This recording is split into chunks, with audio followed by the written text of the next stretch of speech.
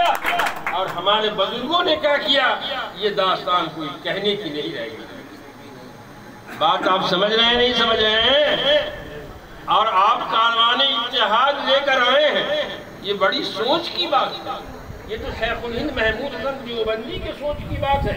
इन्होंने गांधी जी को माल्टा के जेल से लौटने के बाद बंबई में उन्होंने आने के बाद गांधी जी की क़यादत में एक मुत्तहिदा महाज बनाकर इस मुल्क को फतह किया था। ये शेखुल हिंद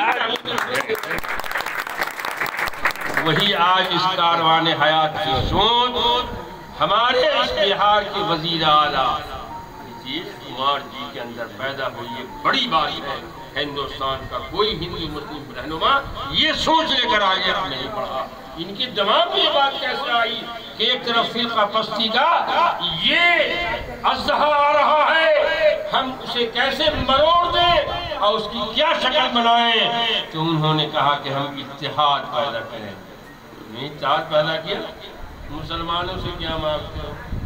हम तो हमेशा तैयारी है, हम कहाँ जाएं, हम किसके दर पे जाएं, हमसे क्या मांगते हैं? वफा की उम्मीद, हम तो पूरे वफादार हैं। लेकिन तुमसे हम ये कहना चाहते हैं कि तुमने नहीं पहचाना अब तक।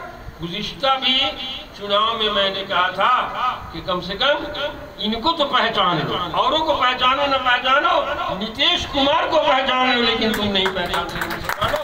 ये मैंने बड़ी मेहनत की। हमने रहमान साहब से पटना में बैठा करके ये कहा कि कम से कम इनको तो समझाओ कि नीतीश कुमार को अपना समझे। कि नीतीश कुमार के अलावा कोई इनका नहीं है। लेकिन 11 के 11 को इन्होंने ढिला दिया। यही कौन बिहार में ये बहुत अफसोसनाक हादसा है। वरना आज तुम्हारे 4 वजीर नहीं होते, ये तो इज्जत रख लिया जमा साहब ने दूसरी पार्टी से आकर, तुम्हारी इज्जत रख लिया। तुमने नीतीश कुमार के समय में नहीं इज्जत रखा है। आज तुमको समझ लेना है कि नीतीश कुमार ही हमारा रहनुमा होगा और उसी की रहनुमाई में सीतामढ़ी नहीं सूबे बिहार का काफिला रवा दवा होगा। और ये कि तुम मुंतशिर नहीं रहो, हमें मुंतशिर नहीं समझो। हम तो ऐसे पिरे हुए दाने हैं कि हमारे बुजुर्गों ने तुम्हें अगवा बनाकर ब्रिटिश को पार उतार दिया है। हमारे बुजुर्गों ने गांधी जी को बंबई में नेता बनाया और कहा, इन्होंने कहा, किसने? राजेंद्र प्रसाद ने कहा कि मोतीलाल को बना दीजिए। कहा कि ये नहीं हो सकता है, ये लड़का जो इंग्लैंड से पढ़कर क्या आया है करमचंद, इसको हम बनाएंगे, हमारे कहने से बनाएंगे, चंदा हम करेंगे, ये आगे रहेगा और मुसलमान चंदा देगा और ब्रिटिश की सरकार समुद्र पार उतर जाएगी। ये शेखुल हिंद की नस्ल है। मैं कहना चाहता हूँ जमा साहब, बिहार ये सीतामढ़ी में हम यतीम हो चुके हैं, माफ कीजिएगा।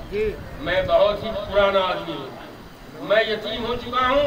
न मेरी बात राम कुमार शर्मा सुनते हैं, न ये हमारी भतीजी सुनती है। खलील साहब के बीमार होकर के नमाज में सजदे में रहते हैं, हमारी बात कोई नहीं सुनता, हमारी बात कोई नहीं सुनता। हेलो